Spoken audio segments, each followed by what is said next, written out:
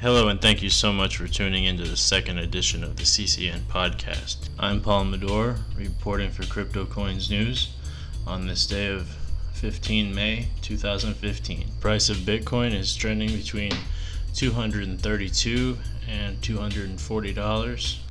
The price did get up to almost $250 in the last week on May 9th, but it has steadily sank back down into the 230s. Meanwhile, high-level economists such as Stephen King of HSBC Bank are saying that the world's economy is hanging on by a thread. He says that even if everything goes right in the U.S., recovery could be shocked into submission by factors out of U.S. control, such as the Chinese economy collapsing. For this reason, now seems a better time than ever to buy more Bitcoin, as the dollar steadily loses primacy and regulators worldwide seem to be on a race to the lowest possible interest rate, to the point of even negative interest rates in some countries. These policies do not benefit everyday consumers. They benefit major corporations and other corrupt entities which need cheap money in order to function. However, Bitcoin, as you know, is a deflationary currency with a fixed supply, meaning that there will never be more than 21 million coins. For this reason, the value should go up as long as people want it. And it seems that with every passing week, more and more people who previously either did not know of it or had dismissed it have come around to embrace it. Therefore, demand is growing. When the price will catch up, I don't have a crystal ball. But I will say that Bitcoins right now are definitely cheap. On today's show, Ethereum nearing completion, more Gavin Andresen news, and an interview with Chris Wagner of Spendabit.co. So the Ethereum project, which aims to be much more than a cryptocurrency, is in its final testing phases. The long-awaited project is yielding far more in the way of results than its detractors probably ever believed would happen.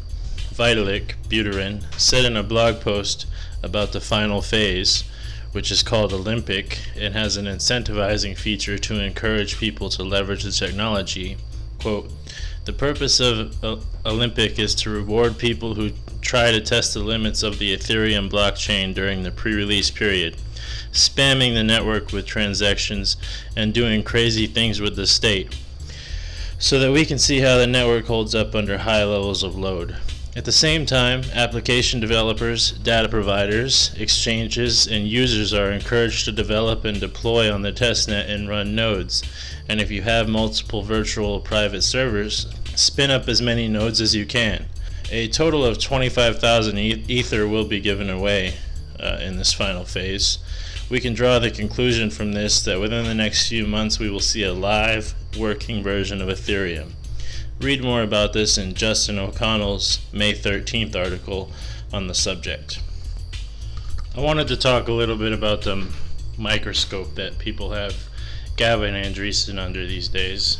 The longtime core developer made an offhand comment this past week that 1-minute block times would be desirable, and the community took overreaction to a whole new level. I urge everyone to take a moment to consider what is and what might be before reacting to statements by developers in the future. This is all open source software. In the Linux world, we're no strangers to unpopular decisions. This is why we have so many forks. If the core development team ever truly did take it to a level enough people did not like, then certainly those people could migrate to another cryptocurrency.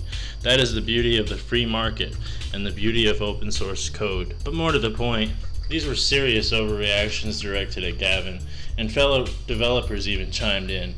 The man is entitled to his personal opinions, similar to how last week I stressed that it was his personal repository causing such a ruckus regarding maximum block sizes. If I remember right, he hadn't even yet made a pull request, but rather a commit on his own personal repository. Does he not have that right?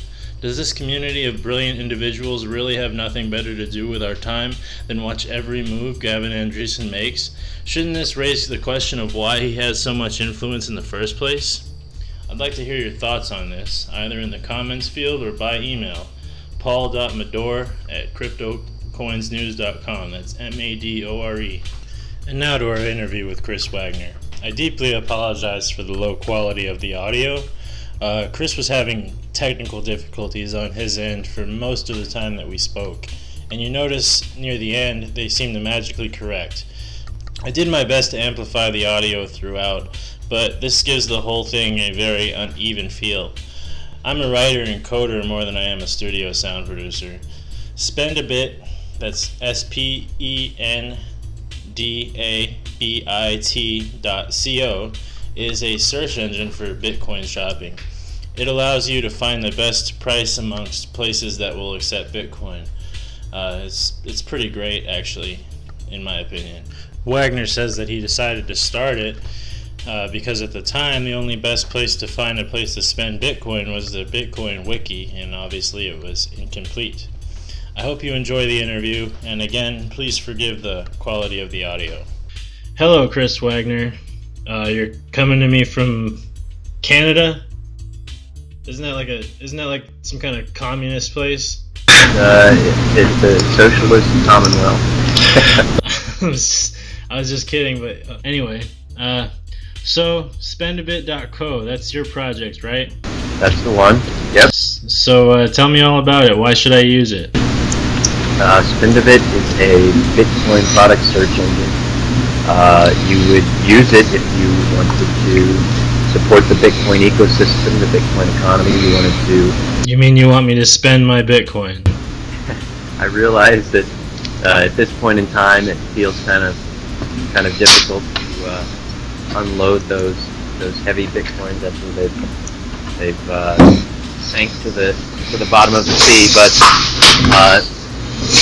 when the time comes and you want to spend some Bitcoin, assuming you want to buy something online, Spendabit is the place to go because you'll find more than 2 million products, all possible in Bitcoin.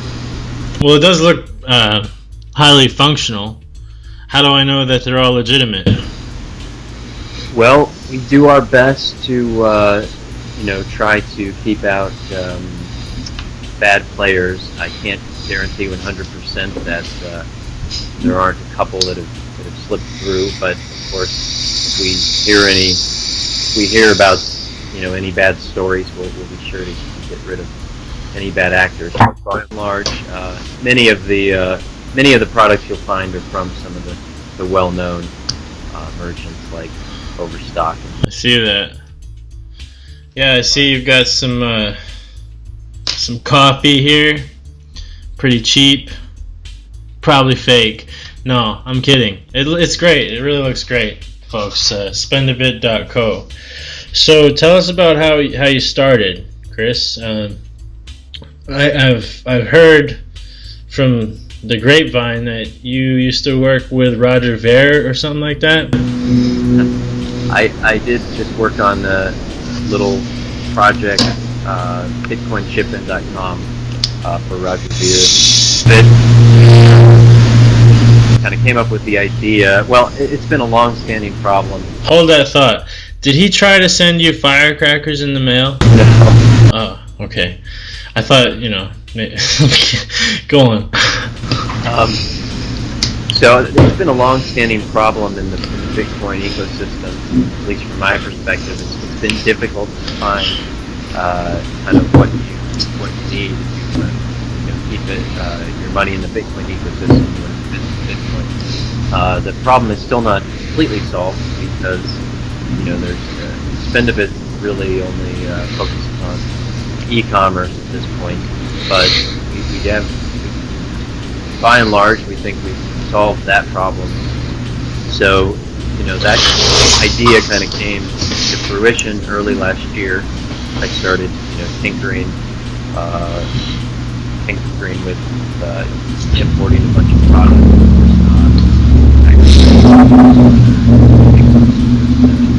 Managed to get a friend of mine on board, and we launched last summer. And so.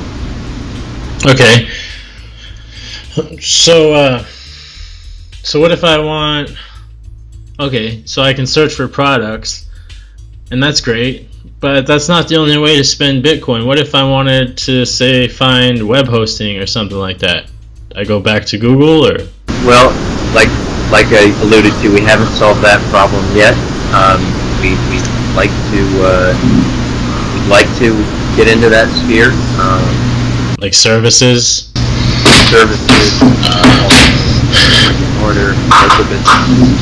So we're kind of feeling around and beginning to see how we can crack that problem as well, although it's a little bit trickier for a number of reasons, but hopefully in the near future I'll be able to give you a better answer for that one too. Great. So,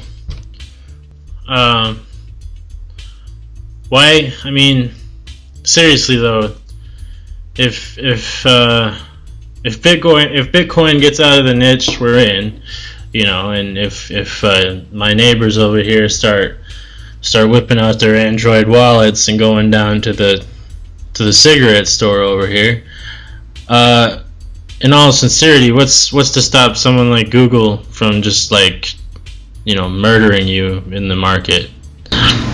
Well, first of all, I'd say, if we get to that point, I'll just say we've gotten that far.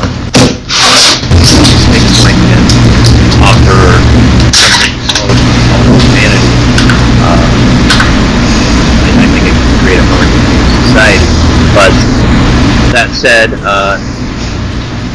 Google really wanted to counter it. Throw $1 billion at it. But they'd probably just buy you, right? Right.